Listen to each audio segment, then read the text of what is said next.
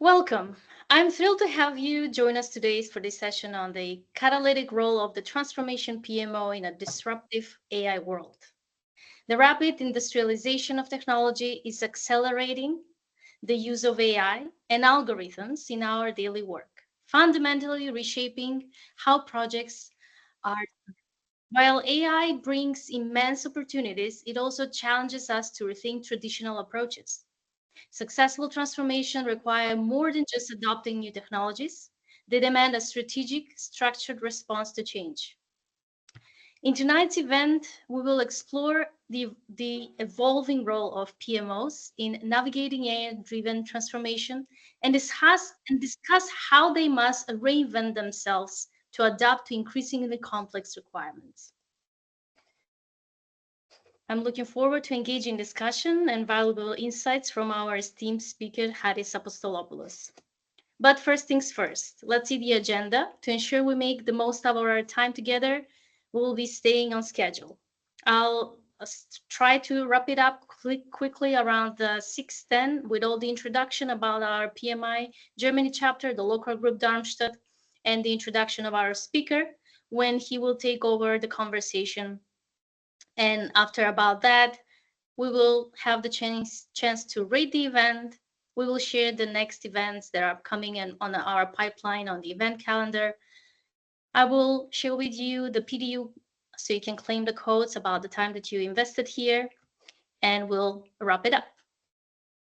The suggested conduct is as follows. Please keep your microphone muted during the session. Use your full name so we can identify you accordingly for the PDUs. Feel free to turn on your video if you don't like it. And feel free to use the chat to ask questions, share comments, drop your LinkedIn profile for networking or whatever you like. You are welcome to reach out to the speaker directly if you have any questions or follow-ups. And mind that this session will be recorded, and however, any additional recording or transcriptions by participants of AI bots is strictly prohibited except by our organization. Thank you for your cooperation, and let's get started. For those who don't know, PMI Germany chapter is the result of a visionary effort to unify project management professionals across the country. While the idea of increased collaboration between chapters started as early 2014, it was in 2020 that the official PMI Germany chapter was established through the merger of three existing chapters, the PMI Southern Germany, PMI Frankfurt, and PMI Berlin-Brandenburg. This milestone was achieved despite the challenges of the COVID-19 pandemic, marking a unique and ambitious transformation in Germany's project management landscape. Today, the PMI Germany chapter operates across 5 regions with 25 local groups, making it the second largest PMI chapter in the EMEA region. We are proud to have a thriving community of approximately 11,000 PMI members in Germany, including nearly 4,000 international professionals coming from 43 countries, all supported by 150 dedicated volunteers. Our chapter is committed to empowering leaders through professional growth and development, facilitating learning with cutting-edge knowledge-sharing initiatives, fostering networking opportunities across industries and disciplines, and driving social impact through projects and working groups at regional and local levels. The PMI Germany chapter has placed local groups in the heart of its community, recognizing them as the driving force behind engagement, networking, and professional growth. One great example is local group Darmstadt, which serves as an English-speaking community, welcoming professionals with diverse backgrounds. The group is powered by 5 dedicated volunteers from 5 different countries, reflecting the true international spirit of the chapter. Each month, local group Darmstadt offers two free or online events, providing valuable learning opportunities with networking experiences.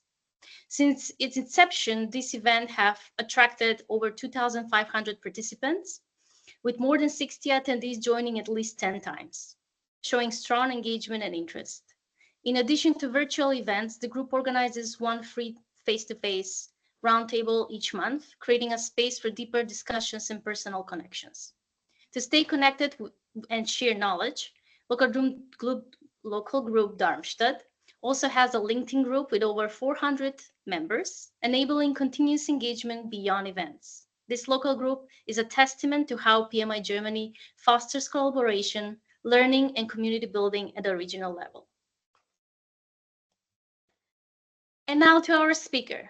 It is absolute pleasure to introduce our distinguished speaker for this event, Harris, a visionary strategy and transformation executive with over 20 years of international and multicultural business experience. Harris has led and directed complex projects, portfolios, and programs spanning 20 countries with cumulative value of $1.65 billion, delivering 178 million in benefits.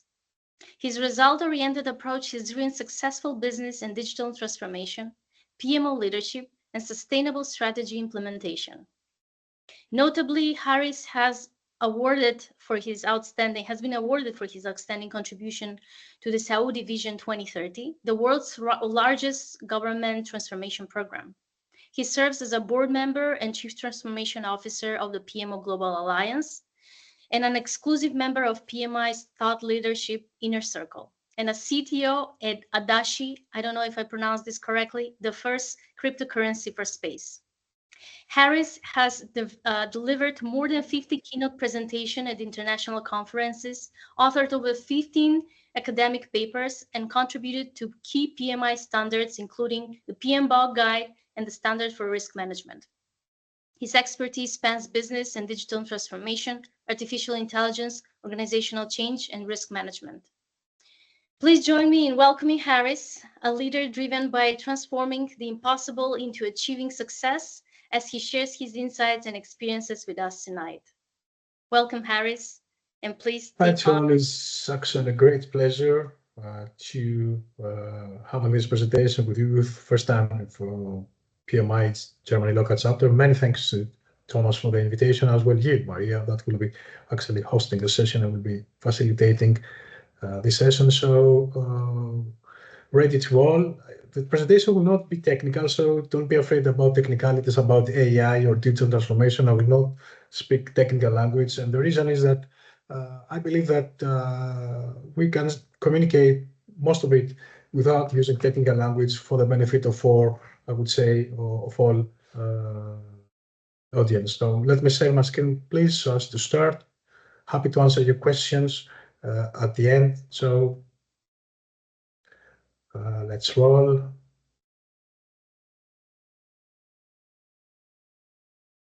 You should be able to see the first slide. So let's start. The subject for today is catalytic role of a transformation PMO in a disruptive AI world. So mainly we'll be discussing about three different, I would say, subjects, but in a way that the flow will be smooth, about digital transformation, artificial intelligence, as well as about PMOs.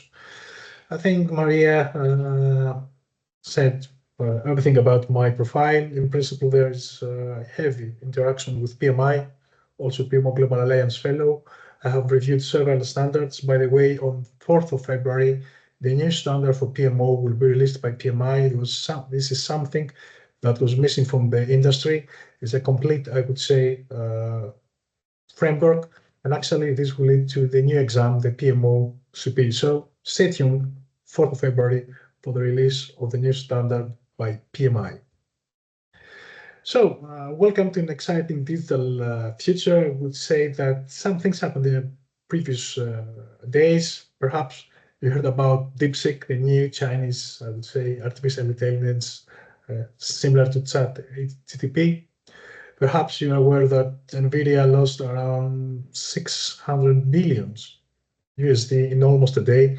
So all these things will be happening, and you will hear about that.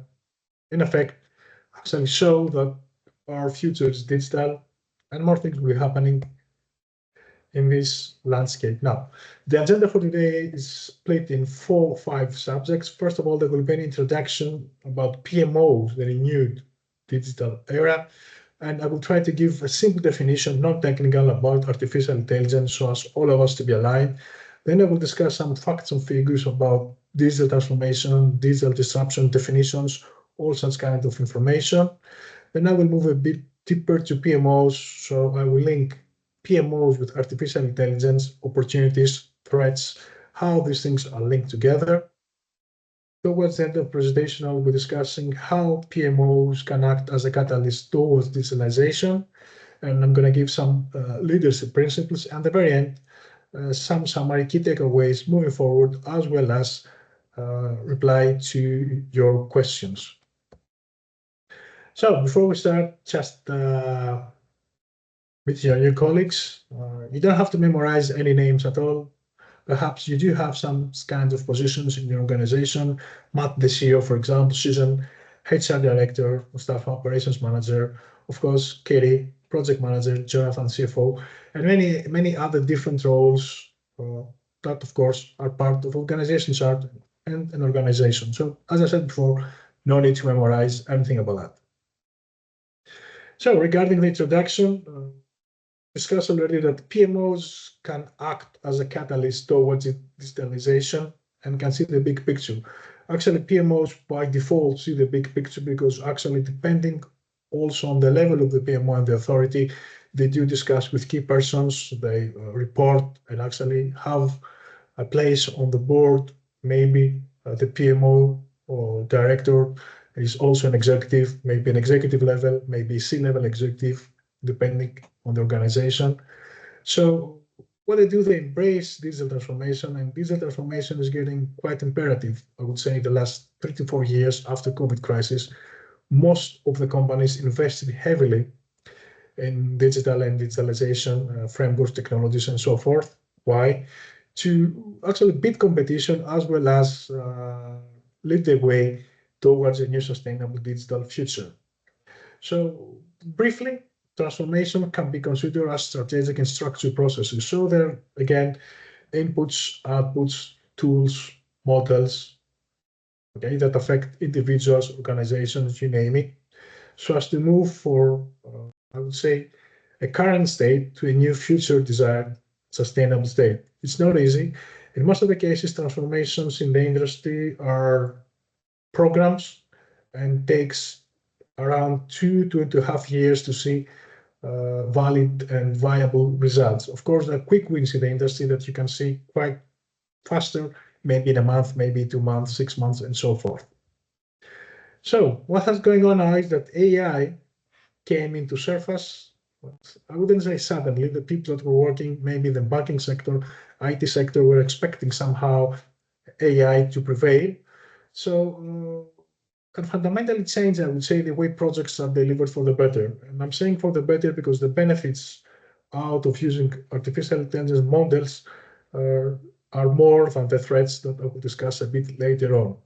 So successful transformations, this is actually quite hard. Not all transformations are successful.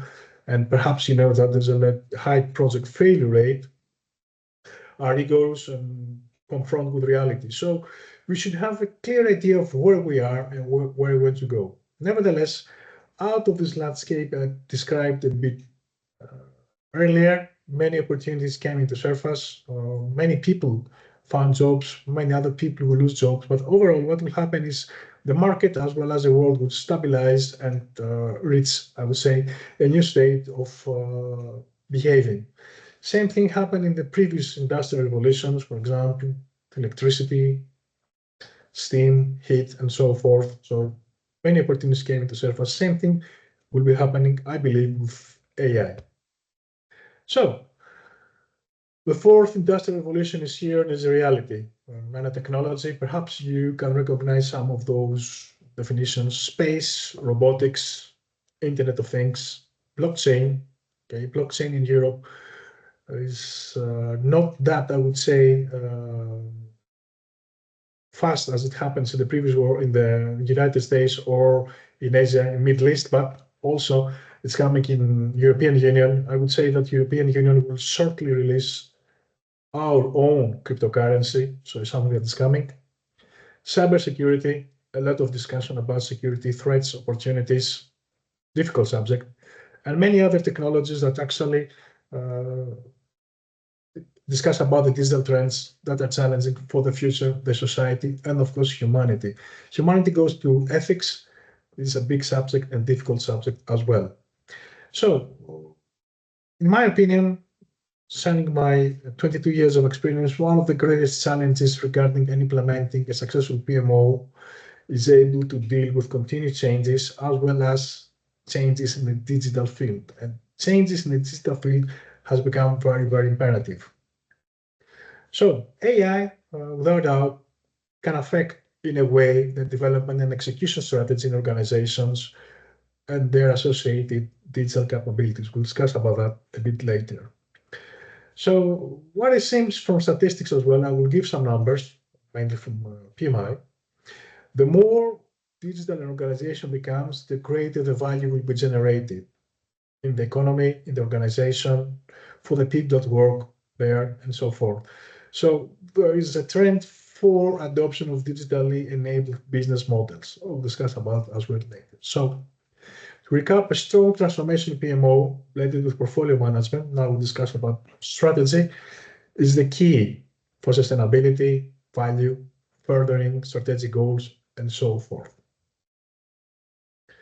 So someone might ask me, Harris, why we do that? Okay, maybe we're not that fascinated about technology, about AI, about blockchain, IoT. We understand somehow these technologies, but we are not capable or not ready to follow the fast pace all these things are happening. Indeed, the pace is really, really fast, and the ultimate goal for most businesses is to bring the result, sustain the business value, be ahead of competition, and of course, at the very end, for some companies, make money, right? Some of them that are in the IT, perhaps, domain, banking sector, and so forth. So the key question is, what is AI? Maybe you read and heard about different definitions. I will keep it quite narrow. So first of all, AI has to do with algorithms. Do you have to know about a programming language or algorithms? In principle, as a program manager, project manager, or affiliated with project change risk management, you shouldn't have a very deep or heavy background in algorithms. However, if you're working in technology projects, IT domain, banking domain, sometimes you should be able to understand at least the very basics about algorithms. Of course, maybe you'll not be asked to write direct code, but there should be some people from your team that are experts. For example, Python is the most useful language in AI. So out of this algorithm, what we try to do is to represent a model, right? So we try to write lines of coding, and at the very end, represent a model. And after that is intelligent thinking. So the key question that comes into mind is, who makes the thinking, the machine or humans? In principle, it's a dual relation because actually the people actually program or the models, make the models, program the robots, write the algorithms, and prepare the modeling representation after thousands and thousands of tests. It's not easy. And at the very end, you have constrained actions. Why? Because the constrained actions are generated by the programmer. So, in a few words, artificial intelligence is the simulation of human intelligence, but in machines. Maybe you've seen different movies that robots take our world and attack humans and so forth. I wouldn't say it's too much science fiction. These things are happening, of course. People that are engaged in AI and such kind of technologies, we are ahead of 2025. Of course, some of the projects cannot be released officially. Okay, so in the coming 2, 3, 5 years, you will see some projects, especially in the military sector, that confidential and will come up about AI. So keep this in mind as a simple definition. What is AI? Is actually simulation of human intelligence in machines. Let's go back to some facts and figures. This is some facts and figures from PMI, from Global Megatrends 2024.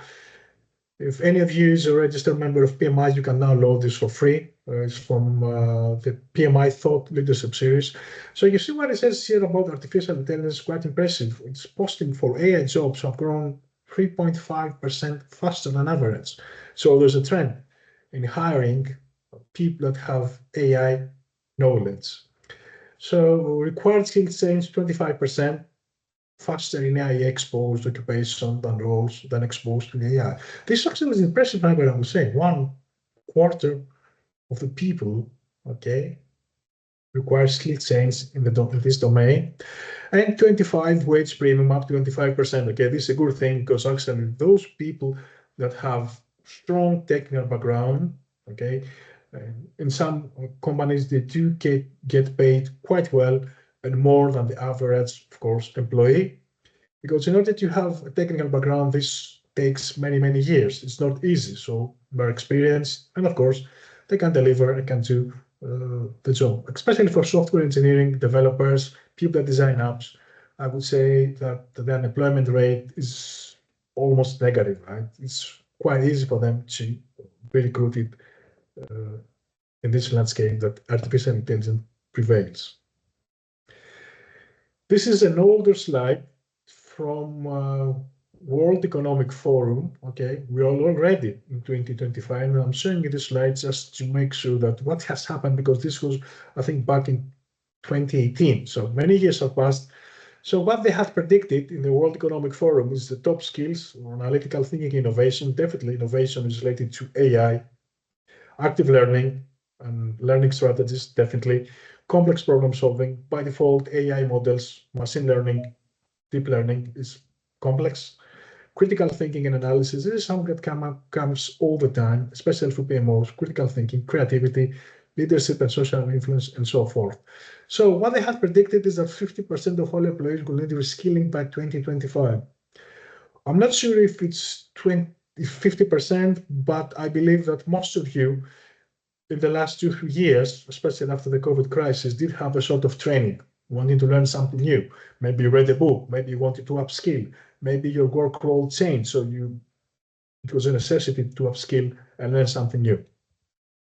Critical thinking and problem solving, of course, in the next 5 years, they discuss about 2025. And of course, active learning, resilience, stress tolerance. Some people feel stressed about AI. People that are not in the technology domain, the most common fear is that people will lose their job and robots, machines will prevail. Actually, this is happening right now, but I don't think it will happen to the extent as much as people are afraid of, because the market will neutralize. Of course, the other side of the coin is that more jobs will be generated, and actually, this is something that happened also in the first, second, and third industrial revolution. When something comes up, something new is generated. So, in my opinion, it's already happening. More jobs will be also reality. Half of us will need reskilling in the next years. To speak the truth, for myself, I did a few trainings on AI, mainly from PMI and also other institutions, in an attempt to upskill, right? I'm not a super expert in AI. Maybe I understand technology, I've worked in AI projects and so forth, but the knowledge in AI is like an abyss. You cannot know, nobody knows everything. So in my opinion, to that extent, I reskilled myself. So what I'm saying to you now as facts is something that I can verify, at least for myself.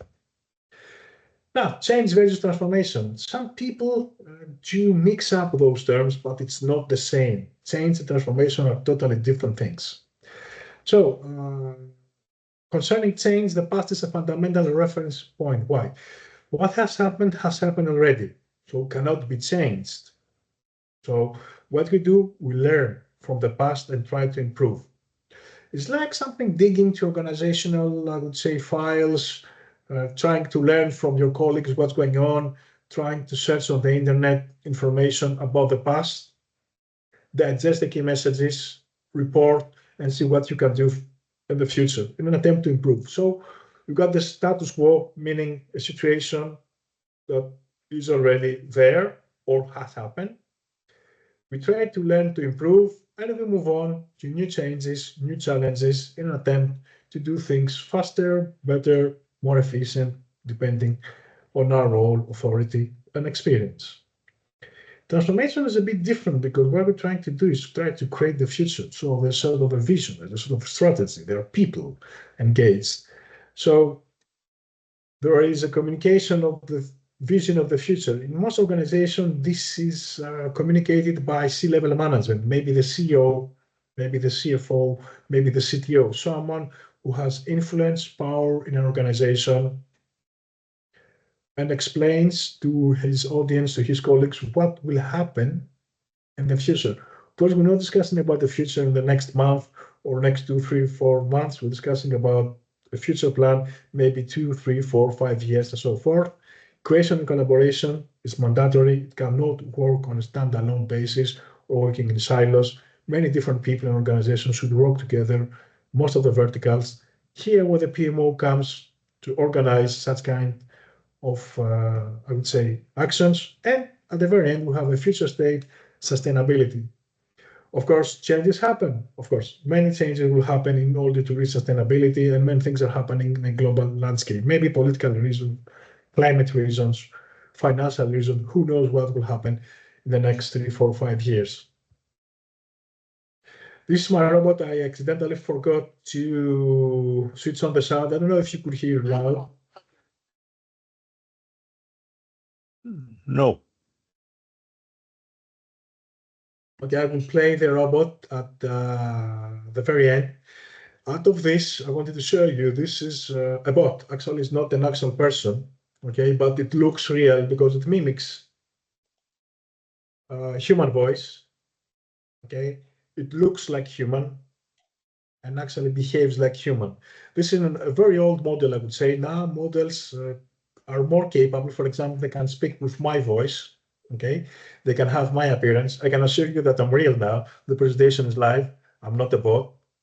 So this is just an example to show you that in the coming years, maybe the education sector, there will be no need to have professors, right? Or academics. Maybe the courses will be delivered in such kind of mode. Digital transformation definitions, I'm having some transformational definitions from quite, I would say, companies that are quite famous, Microsoft, and I have highlighted some keywords. For example, digital transformation, according to Microsoft, is about reimagining how you bring together people, data, and processes. So it's not about technology. You see, it's not by accident that they discuss together the people factor first. They don't say data, people, processes, or processes, data, people. So a digital transformation strategy focuses on these 3 pillars and helps to create value for your customers. So it just shows you the goal, why this is happening, create value for the customer, maintain competitive advantage. Let's go to Gartner, digital business transformation, exploiting digital technologies, all right, capabilities, new digital business model. So they discuss about the future, discuss about technology, something new. Salesforce, process of using digital technologies, again, more or less same wording, digital technologies create new. So this new as a word is not there by accident, because this is one of the goals of using AI, digital technologies, to create something new that was not there, modify existing processes, culture. You see now is another keyword, culture, that Microsoft and Gartner didn't include. Customer experience, meet changing business and market trends. Okay, so for Forrester, says clearly on the first line, digital transformation is not about technology. It's about reimagining your company. Of course, this happens also with the help of people. Someone should design it. Someone should discuss the key message. Someone should show the vision, introduce new products. You see the world rapidly.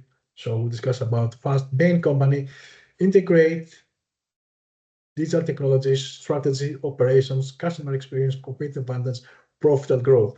So depending on the scope and the vision of this company, most of the keywords are quite similar. You keep out of the slide something to be created new, digital technologies, and of course the human factor, people. Some views of digital transformation, digital disruption as a megatrend. I remind you about PMI's publication of Thought Leadership Series 2024 megatrends. Give it a shot and download it from PMI website, maybe 10, 15 minutes, 20 minutes reading is enough you'll be amazed about the information is there. So what it says there is these information are ongoing. So they don't stop external phenomenon. Okay, now they use a stronger word, phenomenon, with the global and radical impacts, changing the fundamental expectations and behaviors. Definitely, AI will change the way we see people, our colleagues, ourselves in the coming years. Of course, maybe you heard about deep fake videos, shallow fake videos. It's like, for example, politicians or singers that say some things or that they didn't say actually, but the model mimics their voice, their reactions, their behaviors, and actually is programmed to say things that they didn't say.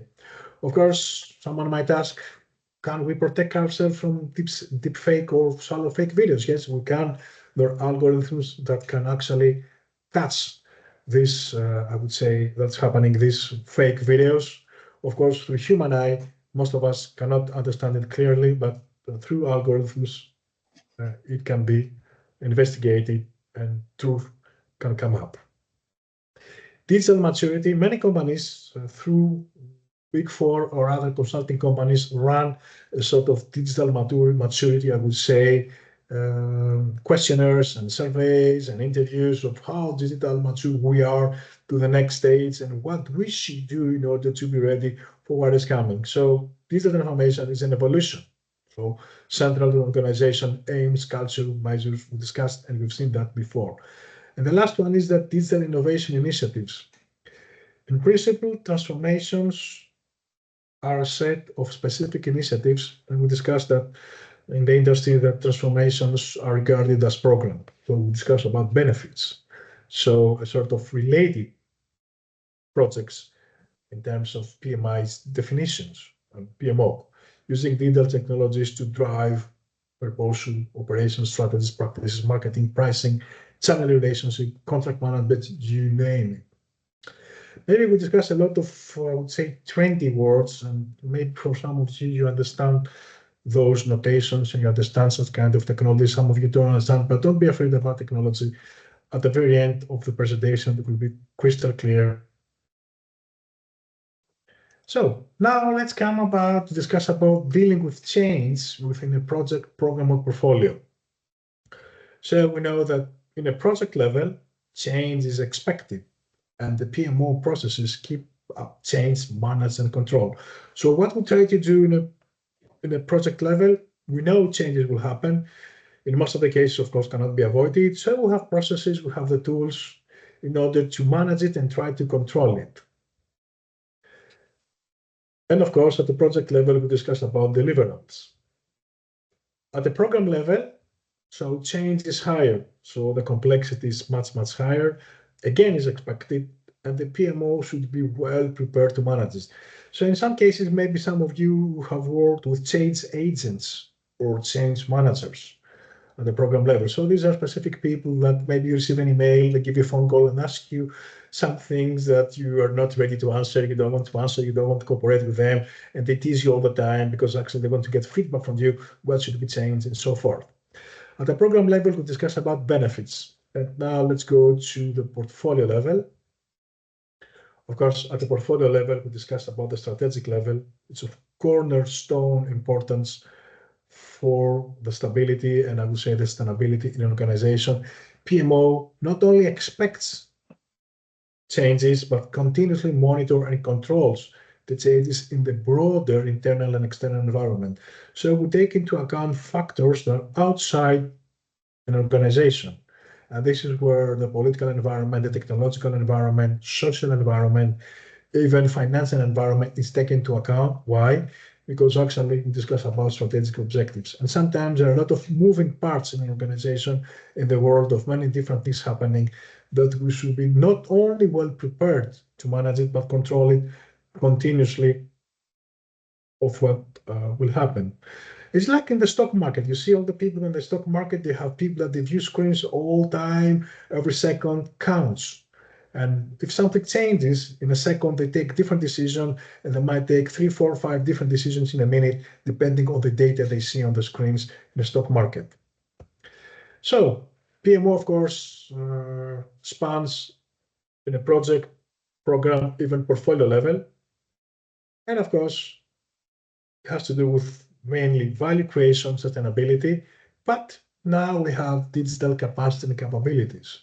So even if we have the digital capacity to change the things and we understand what technology is, we understand about AI, we're pretty much sure in our PMO, but our capabilities maybe are limited. Maybe we need a consultant, maybe we need a consulting company, maybe we need to measure our digital capacity and capabilities maturity level to see what we can do, where we can start.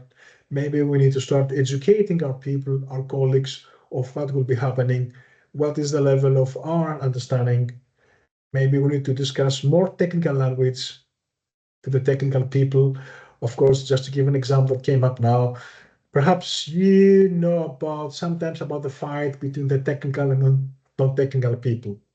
In most of the cases, technical people speak binary, okay?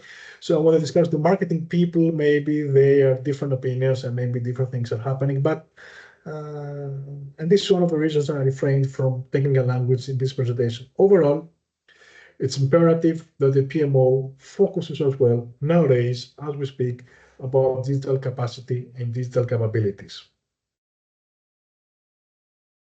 Some key digital transformation pillars. This is from my book I did write a couple of years ago, which is free for you to download. I will give the link at the end of my presentation. As I said, it's free. You can download and learn a bit more about digital transformations and PMOs. It's not quite big ones, around 35, 40 pages. So you can read it during an afternoon. And the reason I wrote it is just to write something that was not complex, easy to read, easy to be understood by people that don't have a technical background. So one of the key digital transformation pillars is culture, values, beliefs, norms, identity. The most common, I would say, definition of our culture is the way we do things here. Each company has a different culture. Each of us has a different culture, different experience. Perhaps been raised in Asia, been raised in Europe, been raised in the States, been raised in the Middle East. So those norms actually identify us, the way we speak, the way we behave. So I would say that for digital transformation, the cultural element is the most important. So perhaps you remember about Peter Drucker that culture is strategy for breakfast. So even if you are the great strategist and you know about technology and you're very good and your detail maturity is high and you have done PMOs and programs in the industry and you know about portfolio management, perhaps the way you apply them, let's say in Europe, and you try to apply them the same in the Middle East, it will not work, definitely, because the behavior of the people and the understanding of the people and the overall thinking and experience is totally different. So adapting to the cultural norms, especially about in the organizational sector, is very, very, very important. Next one is strategy. Okay, let's say that you sorted out the cultural issues, you hired the cultural advisor that will run some surveys, some interviews, will understand what's going on. If our culture is to move fast, our culture is a culture that we don't want new things, we're afraid about new things, we don't want to try. We didn't have a PMO in our company before, so what is a PMO? Why these guys in the PMO want to discuss about digital transformation, what it's all about. I don't care. I'm a marketing guy, I'm a finance guy, I don't care about digital transformation. I'm not an IT guy, so leave me out, don't bug me, let me do my job. This is some of the common, I would say, reactions that I've seen in my career.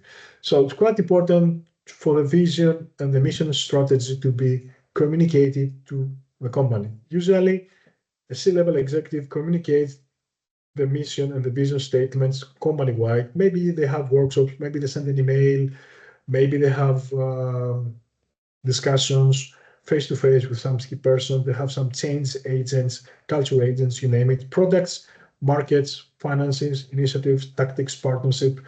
You've seen now what happened with DeepSeek, the new Chinese AI software, especially in the United States.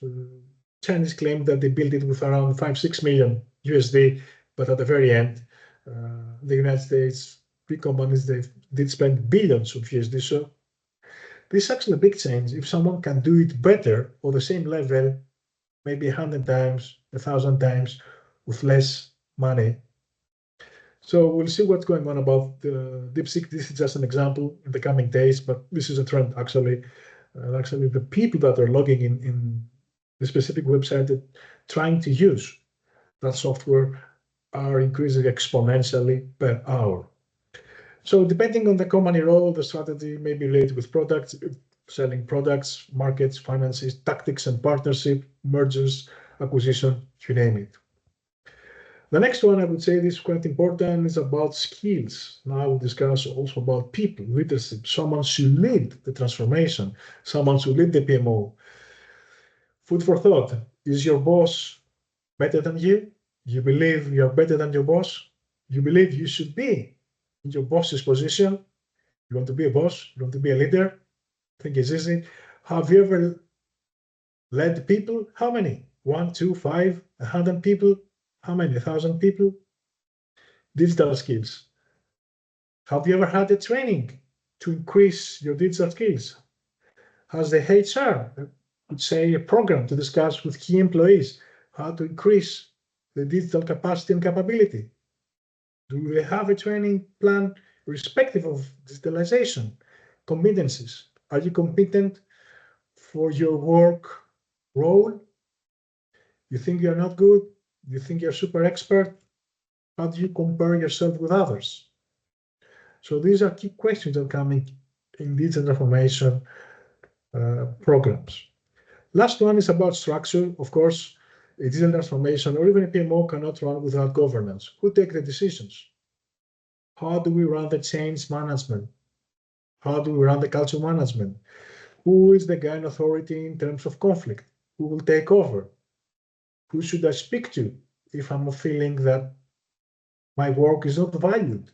If I'm feeling that I'm bullied at work, who knows what? Organization decision making, information systems. What about information system? I'm using only a system for my emails. Okay, I'm logging onto my computer via Linux or Windows or other software, maybe Mac. And this is my information system knowledge. I'm okay with that. If they ask me to use Excel in an advanced level, can I do it? Or I'm requesting for help. OKRs, KPIs, how do we gonna measure our result, our PMO result, our digital maturity? Who will prepare the KPIs? Are we aligned about the KPIs? Food for thought. How many of you have made ever a PMI in your career? A KPI in your career? Is it easy? How do you communicate this KPI? Do the audience understand how to measure it, or they come to you with questions all the time because they don't know how to do it, or you don't know how to explain it? So in principle, in digital transformation and PMOs, the landscape is very, very complex. And now, on top of that, we've got AI that makes things more complex. Still, don't be afraid. I think if you try hard, try to educate yourself, read a few books, try to learn from your colleagues, you'll do fine in AI as well. Of course, AI is something that you might not need in your working environment, but as I said, it will prevail not only in organizations, but in humanity as well. PMIS is another key question. Do you have a PMO in your organization? Are you using a PMIS? Are you using, Excel? Are you using sophisticated software? How do you communicate with your colleagues? You just knock the door and you have meetings, and you have meetings over meetings and meetings and meetings. So perhaps the path it goes Microsoft Project, Oracle, Primavera, CA, Planisware. Maybe you recognize some of that kind of software. Old school, maybe yes, but I will name them old school compared to what I will show you now. Business intelligence, now we got SAP, Oracle Business Intelligence, Tableau, Power BI, click. Now you see different level. Microsoft software is quite famous on that. Most of the companies do use it because actually maybe you got Teams, maybe you got Microsoft Office and so forth. But of course, SAP is also powerful. Oracle, same. Tableau, also powerful business intelligence, business analytics software. And now you got big data. Harris, how are you going to analyze? We're receiving too much data. My supervisor asked me to analyze so many data that I work extensive hours after work. I work during weekends. I cannot do it. I don't know how to do it. Perhaps you're not using the right tool. So we got Office 365, G Suite, Alteryx, Palantir, and many other software. Some of you may use a combination of those software, but what I'm showing you is that this is the new reality, and actually PMIS has evolved as well. So it's not only old school Excel software or other software that can help you with, I would say, fractions and numbers and so forth. In my environment, actually have used one of its those. Of course, is it easy? No, of course you should be trained, okay, in order to use, for example, Oracle or SAP, their consultant that can help you out.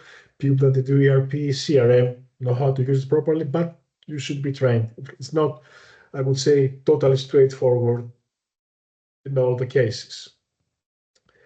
Now let's go a bit back to AI, some applications, perhaps you know about those, facial recognition, right? Perhaps you're using mobile phones that can switch on off through facial recognition, okay? Storage of an image of a face, sets of characteristics, okay? Your passport photo is not just a simple photo. It has specific biometric info. Perhaps you never thought about it, but you're going to go to the airport and you give your passport to the authorities. These people actually scan your picture, and actually through different software and biometrics, they can see if it's real or not. Robotic process automation, software users create software, robots, or bots, as we call it. I did show you before my bot, okay, looks and behaves like human. Of course, it's not that intelligent, okay, to reply back mine. Actually, it was fed to speak and to behave through commands on an editor and a word editor. But maybe you've seen that there are some robots, they can actually, I would say, speak back, okay, reply back to your questions. Maybe not to too complex questions, but to basic questions. Maybe you played chess with a robot, okay, and it's very, very hard to win. Virtual agents, animated human-like chatbots, okay, with predefined scripts. This was my chatbot, predefined script and responses, specific responses, and only. Maybe 3D virtual agents. In the United States, they had concerts and I would say venues with singers that were not live, okay, not alive anymore. So, but it was so real, and there are people that were dancing and having a show that it was so real that people couldn't believe it. So technology moves quite fast on this as well. Machine learning. This is quite hard. These computer algorithms that provide systems the ability to automatically learn and improve from experience. What did I say here? That the robot actually, through machine learning, can improve and learn from mistakes? Yes, it can learn from mistakes. It can learn from past experience. It can learn from you and apply in a way that is more sophisticated, more correct, if I'm allowed to use this word, that you wouldn't even believe it. You train the robot, you train the algorithm, has a capacity to be trained and to learn fast and really, really fast. By the way, there's no parallel processing for humans. People cannot do two things at the same time, or 3, 4, 5 things at the same time. We cannot. The human brain cannot do parallel processing, but computers can. Voice assistants, a software agent actually that performs tasks based on specific verbal commands, can make calls, okay, so you tell to your assistant to switch on your mobile phone, phone calls someone that you know, for example, give a call to Maria, to Thomas, to Harris, to whoever. Okay, look things up online, for example, go to my Gmail or go to my Hotmail and search for the email I've written 20, 30, 50 days or with a subject called digital transformation. It will do that for you, provide directions okay, open apps, set appointments on our calendars. Or for example, Alexa, whatever, other that kind of robots and voice assistants. Make an appointment with Thomas next week, this time at 5 o'clock Berlin time. So these things are already happening and quite useful tools, I would say. Also, you will save time. So decision management, set of rules, even higher applications for logic for AI systems. So this is even, I would say, more hard to program, okay? Valid decisions, up-to-date, relevant information, performing analytic functions. So you feed the model with a lot of information, a massive amount of information. Of course, you test it, right? So as to work properly. A bit about statistics about AI, okay? This is from PMI. Again, PMI Pulse of the Profession. Quite about the report on 2019, How Robots Change the World, Oxford Economics is another, also statistics. AI technologies increase productivity, process automation 74%, right? This is back in 2019, right? Not now, 2025. Machine learning 61%, reinforcement learning 64%, and so forth. Antibias solutions 68%, expert systems support. You see that the numbers are quite big. And so at that time, actually, the impact of AI on our daily business. You can read that and download from PMI for free if you're a PMI member. So I will not discuss it more about that. Now, Harris, we discussed about digital transformation, about change, about AI. We got it, but I'm not getting it. Why PMI? Why AI is getting imperative in the PMO field? Why? Why we should be the AI? We're good, old school. We don't want any technology. So with AI, inconsistencies can be eliminated. I'm saying eliminated because inconsistencies can happen radical, it can happen anytime, it can happen unexpected. So it can be eliminated, but I don't think it will disappear. So once you find a way with AI and you think that will have the most impact on your business, you apply it. For example, you're interested in risk management, you're interested in about planning, you're interested about marketing. There are a lot of software AI that can help you and propose you a way of working. Using an AI software in PMO will not take the pain of decision. Okay, this does not mean because the software decided for you, you will follow the decision. You as a human should be responsible to take into account different numbers, facts, environmental factors, and make the decision at the very end. Leaving the decision on an AI software or an AI bots or whatever, I wouldn't say it's the right course of action. So another thing, machines don't have bad days or make mistakes. Don't have to eat, don't have to sleep, right? They can work 24 hours 7. So when you go in your office in the morning, maybe you requested from the machine to prepare the reports for you.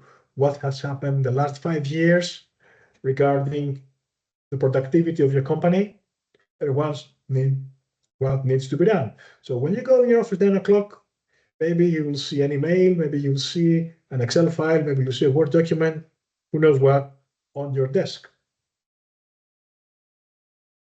So by applying AI to all aspects of the project journey, or maybe planning, benefits realization, you are able to take that information, as I said before, and apply actionable insights for future projects. So again, the human factor is responsible to apply the actionable insight. Don't go to your boss and say, I don't know, AI decided like that. I had to follow the AI output. I don't know, don't blame me. It's the software, it's the bot. It doesn't work like that. So the whole picture is important. Maybe as a PMO director, executive, you have the whole picture, but what, when, how, who, AI can give you that picture in a more complete, faster way, optimize your project performance with greater confidence. Harris, which software to use? There are hundreds of software for AI and project management. I wouldn't insist on recommending anyone because each project is software, it has different use for different audience. Sometimes you need to test it. Okay, they do provide free accounts to test it for 5 days, 10 days. Maybe you will have discussed with consultants to discuss how this can work for your business and so forth. Some of them cost a lot of money. They're not, I would say, cost effective, you name it. AI and the PMO projects, in my opinion, are ideal for AI. AI, for example, can digest the project portfolio data, quickly identify key learnings and insights, and improve overall execution. So can be applied to multiple tasks. So it can do a bit of product management, deliverables, it can do about performance, it can calculate the risk, it can calculate the schedule, resources, you name it, all in one screen. Remember, humans cannot do things in parallel. There's no parallel processing. So enable human uncertainty, reduction, so forth, and replace it with real data information. So you can feed the system, the model, with real-time information, as is happening right now. So strategic decisions are leveraged with a great understanding to make better investments. And of course, in the finance domain, portfolio management, AI software is used a lot nowadays. AI opportunities, highs, okay, we understand about that. Tell us about some opportunities. For example, can help people with improved healthcare, safer cars. Google, I remember a year and a half year ago, they had a software so you could take a picture of your hand or your arm or whatever that had a skin problem, feed it in the system, and see what kind of disease you might have. Of course, it says at the end with small letters that you shouldn't only consult the software, but consult as well a doctor, right? So AI can enable the development of new products, of course, and services. This is by default. One example is the software discussed about. AI is predicted to be used more in crime prevention, okay, criminal justice. There are movies on that, but they're not too far from reality. Just to give you an example, would you accept your lawyer to be a robot? Would you accept a decision by a judge in the court, which is a robot and not a human? So this goes back to the ethics. So these things are red line for humanity as we speak now. So AI is not recreating the human brain, it's about building a system that acts like human. Again, I'm focusing and keep that in mind about the human factor. You are not recreating a human brain the way a human thinks, but you build a system that can act faster, more intelligent, acts like a human. Okay, so don't blame the robot. Threats. Stephen Hawking said that the development of full artificial intelligence could spell the end of the human race. Indeed, if we are not careful. In the European Union already, they started discussing about AI, rules, regulations, ethics. We're not mature globally about the ethics, blockchain ethics, cryptocurrency ethics. We're not that mature about that, but we are moving. Elon Musk says that AI is the biggest existential threat. Indeed, if we're not careful, who knows? Maybe machines will take our world. So overuse can be problematic. So you use AI software to take the pain of decision all the time. Definitely overuse is problematic. So can AI systems make mistakes? Yes, they can make mistakes, and they make a lot of mistakes. And actually, because they're programmed by humans. As I said before, they're intelligent to reprogram themselves and learn. But they're error-free? No. So use of AI is expected to result in the elimination of large number of jobs. Yes, it will happen, but at the same time, more jobs will be generated. AI ethics is very, very essential, and we should start doing the discussion on a global level. I'm waiting to see in the couple of years specific laws, global laws about AI. Of course, using AI for illegal reasons is by default illegal, right? I don't have to elaborate on that. So AI is not about recreating the human brain.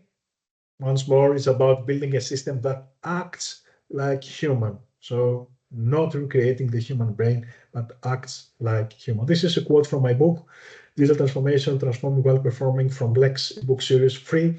At the end of my presentation, I will give you the link to download it and maybe read more.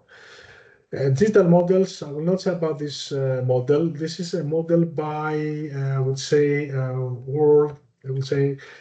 World Economic Forum, a model 2018. I use this model to enhance it. The deep blue are the enhancements that I did. I discussed about the enables, about agility and innovation. All this is in my book, The X Factor, digital transformation, AI, and reinvention. Okay, and this model, Larsen and Lockery and Macron, they discussed a lot of nice things. If you have time from World Economic Forum, read about this model. I do like it a lot. Discuss it, detailed strategy, business model, enablers, IT system is an enabler, data analytics, people and culture. You see how all the dots are connected together. I discussed in the beginning about all those: leadership, sponsorship, governance, regulation, community. Nice model. Is one of my favorites. If you have time, read about it. PMO as a catalyst towards digitalization. We're moving towards the end of the presentation, another 5 to 8 minutes. Lead the integrated strategic digital portfolio is very important. So this is one way that the PMO can act as a catalyst, as a role model. Okay, digital portfolio plan associated interdependencies. Interdependencies is also something very, very difficult. And project managers, program or portfolio managers, even the PMO should be very, very experienced in order not to mix up things and see how these interdependencies interact with each other. Develop and maintain processes, definitely. PMO can do that. Reporting, consolidated reporting, charters, digital program data, schedules, you name it, benefits, and so forth. Assume an active role in risk management, okay, through specific software tools. Risk cannot be eliminated, same thing, but can be calculated at a very good extent with high, I would say, accuracy. Establish a clear visibility on the status of digital transformation. The PMO leader should explain to the organization why an organization has decided to take the path in a new digital era by engaging PMO in digital transformation, AI, you name it, and ensure transparent periodic reporting. Hiding information from your colleagues is not the right way to move forward. So one of the roles of the PMO is to act transparently. And have centralized support provision for managing changes and tracking issues. Okay, this, I think most of you that are engaged in PMO do that, but it's different to do it through software. Do it in a strategic way, do it in a structured way, do it in a way faster and perhaps more efficient. Monitor and control the deliverables. Most of the people at the project level will be discussing about deliverables. They will be asking you all the time, what is our success rate, our deliverables rate, or benefits for program or strategic objectives at the portfolio level. So keep an eye on potential conflicts of interest. Marketing people in a portfolio level, in a transformation program, it will be more interested in their initiatives, marketing initiatives. The finance people on the financial aspect, the marketing people are discussed, the IT people on the IT domain, and goes forth. PMO people in all domains. Quick leadership principles, set clear priorities. It's very important. The AI software will not set the clear priorities. You have to do it. You have to fit the model, the priorities. Communicate the priorities to all transparently in a simple and effective way. You see, I didn't talk technical in my presentation so far, so I'm trying to communicate the message in an effective way that is clear to the majority of our audience today. Assess the initiatives. Of course, changes will be requested. Governance, who acts and has the authority to make the changes, what happens in terms of conflict, methods and tools, new tools coming to surface, maybe you need to use new tools, allocate resources wisely. In most of the PMOs in digital transformation, people complain about resources. No resources, I don't know how to do it, nobody told me. You go to the HR, they tell you no resources, you have to wait a week, 2 weeks, 3 weeks, but sometimes you cannot wait even a minute. Build trust and focus on delivering value. It's not easy for the PMO to build trust. People are afraid of technology. Most of the people are afraid about new things that are happening. So building trust is something very, very, very difficult, takes time. Reevaluate the project portfolio as needed. Of course, this happens on a 6 months, 4 months, 3 months, yearly basis, depending on the governance schedule. Focus both on leadership and digital capabilities. Leadership is about people, digital capabilities about technology, both people and technology. This is a book I was talking about. I will share the link shortly. It's free. Feel free to take the time. Happy to receive your comments. the questions as well on the book and this presentation. Remember your new colleagues, right? Matt, all right? Fake. Why? Because all these photos were generated by AI software. So these people are not real. They look like real, but they are not. So this is one of the threats about AI software. Maybe these people will be programmed to talk to you. Maybe they can mimic your voice. Maybe they will be wearing your clothes, your skin color, your smile, your eye color, everything. It will be the same person like you. So these people are generated completely by software. They do not exist in reality. Key takeaways, last slide, before I give the word back to you, to Thomas and Maria. A new digital AI world, my opinion and my belief is that AI can fundamentally change the way projects are delivered for the better. Successful transformation require rigorous and strategic confrontation of reality. Digital transformation are not purely digital ones. We discussed about that. They are more complex. They include the human factor a lot. AI can give you the big picture. It will not give you the whole picture. Real data analysis, fair enough. It will not take out the pain of decision making. Moving forward with the PMO with enhanced digital capabilities can act as a role model, okay, creating value, sustainability, and so forth, but overall empower the organization. Is it easy? No, it's not easy. It takes too much effort, too much resources, too much time. Great leadership, great results. Why about that? At the very end, going back to the human factor, someone should lead the transformation, someone should lead the PMO, someone should lead the whole organization, someone should lead the department, someone should choose the proper AI software, someone should train the people and expand their knowledge in specific fields. So focus both on leadership and digital capabilities. It's not only technology, it's also people. So, Danielson, many thanks for the presentation. I hope that you did enjoy the session as much as I did. Feel free to contact me through LinkedIn. Feel free to drop me an email. Happy to discuss with you different ideas on PMOs, digital transformation, you name it. I will stop sharing and I will give the word back to Maria. And I like this background because something was happening because I was a bit shorter. That will happen to me. Okay. So this is the ebook from Flex Florian. There's no problem about being old school. Old school are my favorite. Sometimes I'm old school, but I have to train myself as well to be in the business. Otherwise, I will be using only Excel, Word document, maybe Linux, maybe a bit of that. It's worth to remember. Definitely, Ralph, I agree with you. Business guys on the ice and entrepreneurs not to comment. Okay, definitely, I agree with you guys. Perhaps old school and an attempt to try to move faster in the new technology domain, it will be far better than staying old school.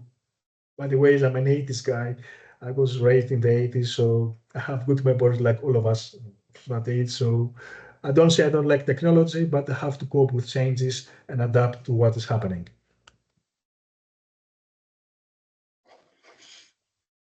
Thank you, If there are any other questions. Yeah. I'm also expecting some questions because the topic was really relatable and let me scroll. Okay. Okay. anyone who is going through some digital transformation in their organization, any experience, lessons learned to share with us? Yes, feel free to share any example, any story, write your question in the chat box. So this session is almost ended, so it's just free time for us to discuss any concerns that you might have. So two things are happening. Either you are excited about the presentation, so you understood the full picture of what's going on, or you got it a bit, no, I wouldn't say wrong, but you got it a bit the lower level. So maybe my messages were too complex. But I believe something in the middle, most of the audience, it was something in the middle that you got the key messages. As I said before, digital information is not about technology, it's about people as well. Well, Harris, this was a really great presentation with the most recent developments, in AI, and I think you shared a lot of good things, and even made some of them more, let's say, confident that they can weather the storm of AI, which will come anyhow, and the wind is blowing. And team. I'm very glad that Harris could agree to speak to our chapter. So actually, he is on the PMI's global speakers list and was available to have a date here in 2025. We are looking for more speakers also from this list. It's a very worthwhile thing to look at. And I'm happy that Harris could do it here. Thank you. Privilege for the invitation, and what they say, people here that they're already using Power BI and Power Apps for the better. Definitely, Power BI is a very, very, I would say, powerful software. For higher, I would say, results, it requires a bit of training. It's not that easy to use it. For an average user, I wouldn't say it's plug and play, but for a PMO, we use it a lot, Power BI, especially for KPIs, definitely for reporting purposes.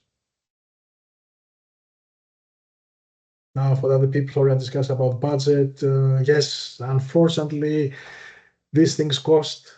The people that design the software, there's a lot of efforts on that, years and years of training before a product is released online.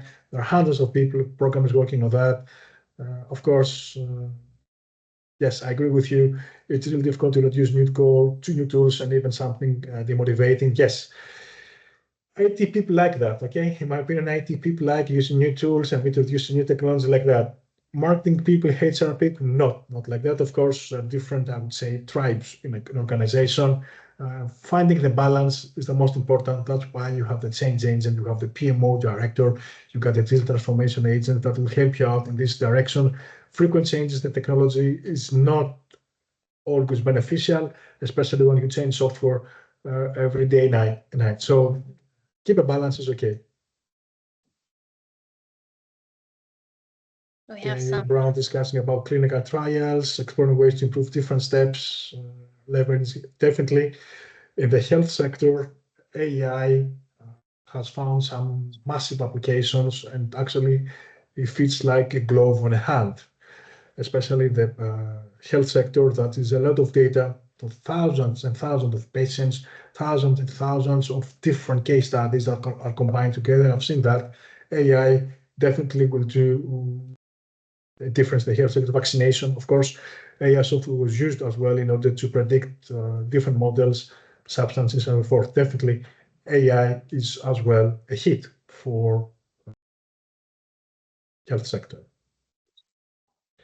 How is it to incorporate change management in PMO? I would say, Alexandros, your question is not easy, it's not hard. It depends on the maturity and the level of the PMO. There are different PMOs, there are administrative PMOs, there are consulting PMOs, there are PMOs with authority, there are transformation PMOs, portfolio PMOs, program PMOs, you name it. There are hundreds. I can name different types of PMOs. It's not easy to incorporate it. The first thing you should do, in my opinion, is to communicate the message for change, why change should happen, with examples, with stories, with workshops, and of course, engage in the beginning high-level management. Try to pick up some change agents, people that they have the appropriate background. Change management requires training in order to work properly. There are a lot of change management certifications in the industry. Pick one that suits for your organization. Of course, not everybody needs to be trained in change management. Maybe a few people is imperative. So do it in a step-by-step approach, in my opinion, no radical. How to deal with IT department in my company, software is strictly forbidden. Yes, in most of the companies, some of the software are restricted. Even in my company, some of the software are restricted. Even some, I would say, resources are restricted. Even my USB is restricted and I cannot use it properly. Just to give an example, actually, you cannot change. This is an actually policy by your company. Try some AI software on your own, in your free time. Ask for authorization to use the AI software by your department manager. discuss with the IT, and if they allow you, of course, try to use it. You can send email. I have one raised hand from Hava. Yes, may I talk a little? Yes, please go ahead. Yeah, thank you. First of all, thank you very much for this beautiful presentation. To be honest, I'm not totally AI fan, but as you said, when we use it wisely, we can get more benefit rather than cost for both humanity and planet. Yeah, that's all from me. Thank you. Thank you, Hava. Most of the people who are not AI fan, okay, because I discussed about this subject, don't believe I'm a super expert or AI fan as well.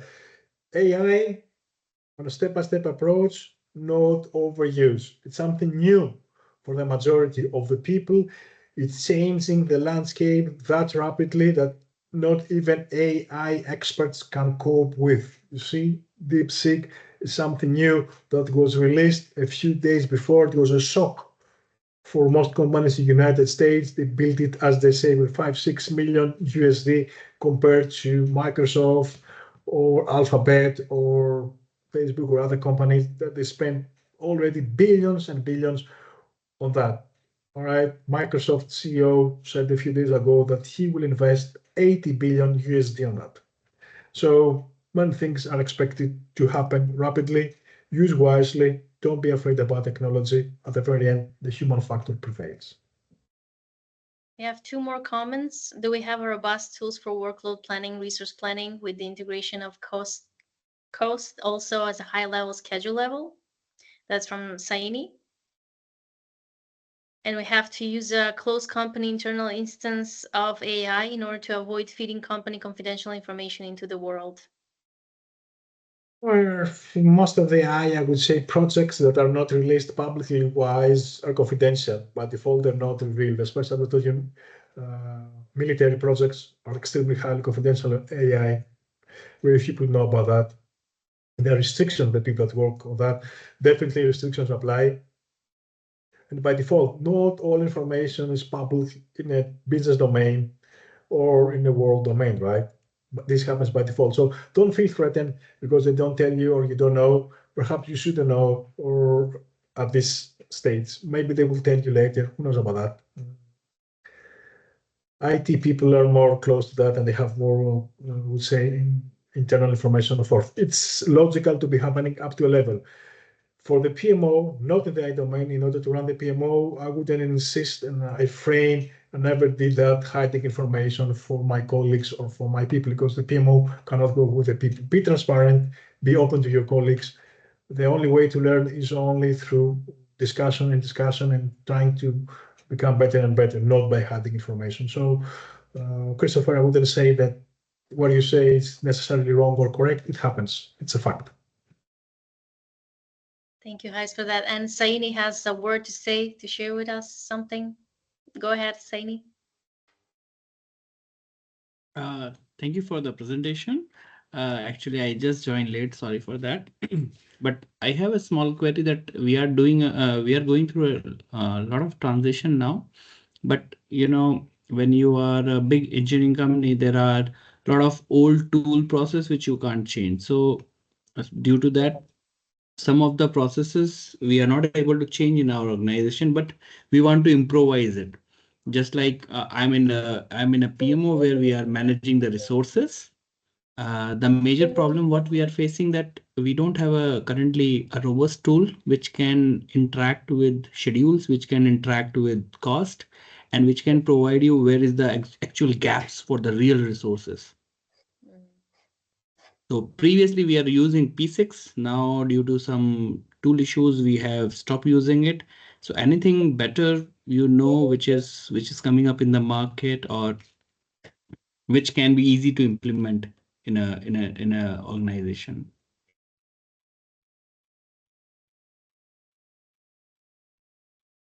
I agree with you, and each one of us has many different experiences, mainly that came up from our different business environments. I agree with you not to be afraid of anything. Just be yourself and try to expand. This is my motto in principle, what I was trying to do when new technologies come up or new ideas come up. I'm an avid learner, okay? I don't know about marketing, I discovered the marketing people. I don't know about finance, I discovered the finance people. I'm not a finance expert or a marketing person. My specialization is on PMOs, on digital information, and a bit of AI. I'm moving a bit on the AI. I don't know everything, so it's always a pleasure to discuss with different people with different background, because this is the only way to learn. And also through this presentation, the PMI Germany chapter was a way to learn, a fast way to learn, to share my knowledge on a difficult and specific subject, learn from you to the different questions, learn from Thomas, Maria, out of you. So it's like out of the communication, good things can happen. And I would say that the way I got interested about AI, when I was a kid, I was fascinated about technology. My studies, I'm an engineer, by the way, so I have a technical background in electrical and electronic engineering. So I would say it happened normally on this instance. So I'm excited to learn more and more and more and more. But at the very end, it shouldn't become a habit, because actually there's a threat of losing yourself, right? In learning all the time, you bypass and you skip the personal factor, your family, you work all the time and trying to learn. These things will not stop. Actually, you can compare yourself with a 16-year, 18 years old kid. They digest the technology much, much faster, and the technical language much faster than in our age or than older people. So this is going back to old school. Yes, we're old school, but at the same time, we want to learn and sacrifice a bit of our time for the benefit of the profession, I would say, the PMO domain, for the benefit of knowledge, for the benefit of becoming overall better, upskill ourselves. Nobody will upskill yourself. You have to do it on your own. This is correct what Lucy says about observation. The IT teams often lead digital transformation. Yes, they do try to lead it because actually they are in the IT technology domain. It happens natural, okay? But they're not always empowered to drive strategic change. Correct, they're not empowered to drive strategic change because in a PMO domain, many verticals of the company should work together. And this is the role of the PMO to discuss and communicate the key message. Maybe HR, okay, leadership, just to give you an example, HR, maybe 5-10 years was the sole responsible for change management in most of the companies. When we were discussing about change management, automatically all such kind of work was going to HR. No, HR is part of the transformation, part of the change. Same of the IT department is part of the digitalization or digitalization process, part of the AI. All of us are part. They are not always a part to drive change. I agree with you. Cross-functional effort is required 100%. It's not the IT, it's not the HR, it's not the operations, it's not the finance departments. All of us together. I see a lot of PMO job honestly for technical PMs. Yes, correct. A lot of work, a lot of jobs actually in the PMO domain, in the PM domain, requiring technical capacity.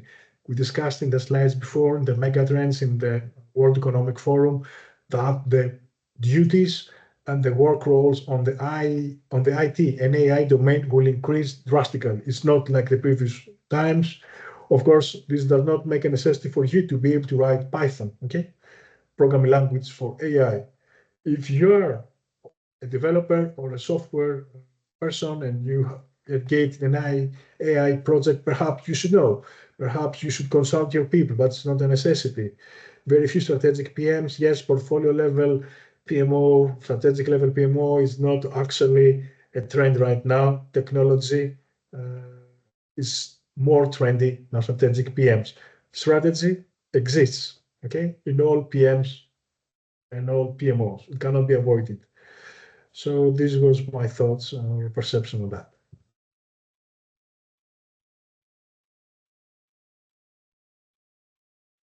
Finding the balance is always a good way to move forward.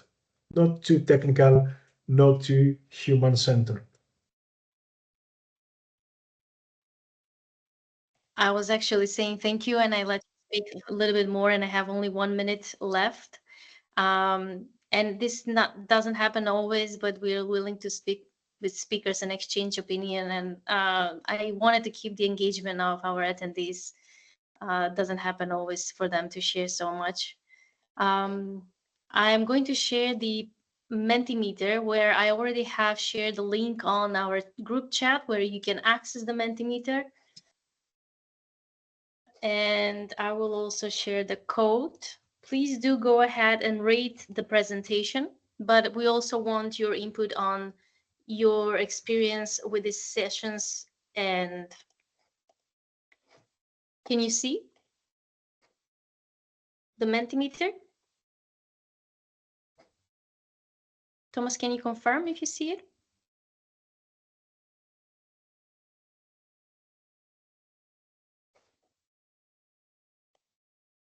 Am I audible? I was not audible, sorry. Oh, No, I can't see it actually because the code, I'm just joining now with the code and then I can see it, yeah. So all if I right. go to menti.com and enter the code you have here, then yeah, we have already two guys who. Do you see the Mentimeter results on the screen? Yep. Okay. Yes, we have 3 people voted already. 1 liked it. This is the slide that we are going to share with the presenter if for any future reference they want to use it. Stick with us. I need like a few minutes more to share the PDU with you. Thank you for your patience, and I let it go, the conversation, because it was interesting. I could tell that you have things to say. Apologies for someone if they wanted to speak more, but we had to carry on. This is very important to us. We evaluate this, we take it in our consideration, especially the topics that you want us to organize events around. Maybe just to Bert Lopez is raising his hand. Maybe he has something short to add. Oh, yes. Bert, do you have anything to add? Or you raise your hand accidentally?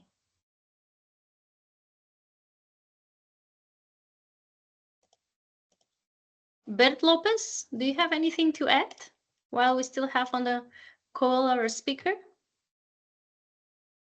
You can unmute yourself. Hi, hello. Yes, actually, I was trying to clap the hands, but I was driving, so I pressed the wrong button. But I wanted to react rather than to say something. But okay, it was a very nice. Okay. Thank you, Bert. Oops. So at the moment, so so relevant, so trendy, and has us all with a lot of like question marks. How it's going to impact our work, our future. Thank you. Well presented, by the way.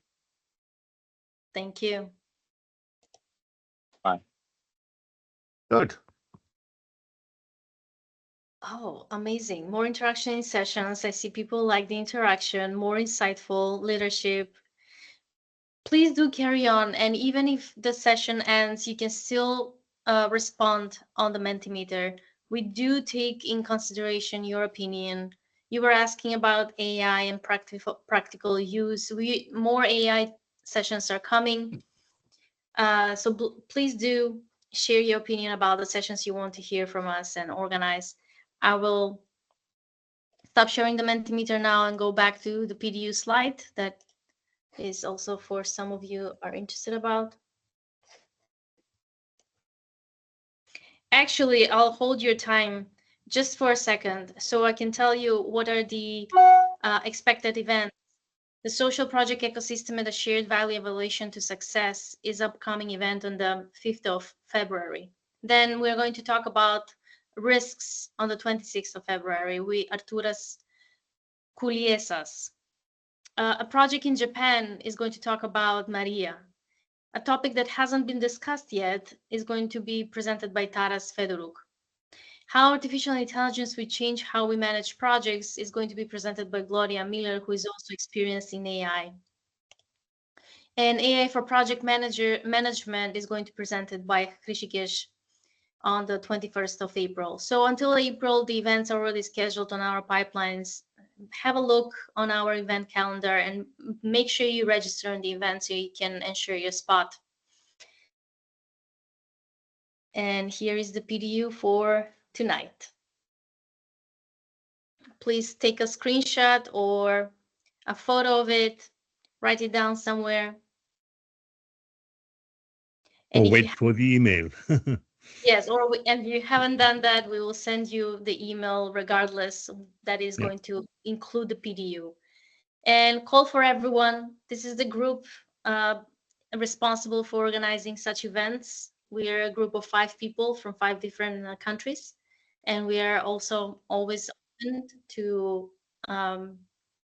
get more people involved in our efforts. So if you're interested in volunteering with us, please let us know. Thank you, everyone. Thank you, Harris, for this opportunity to have you. It was my pleasure. I loved it. And please let us know if you have any more knowledge to share in the future so we can schedule another event. And thank you, everyone, for the patience, for staying a little bit longer tonight, and looking forward to seeing you on the next session we organize. Have a good evening, everyone. Thank you. Have a good night. Good night. Bye-bye. Good night. Thank you. Thank you.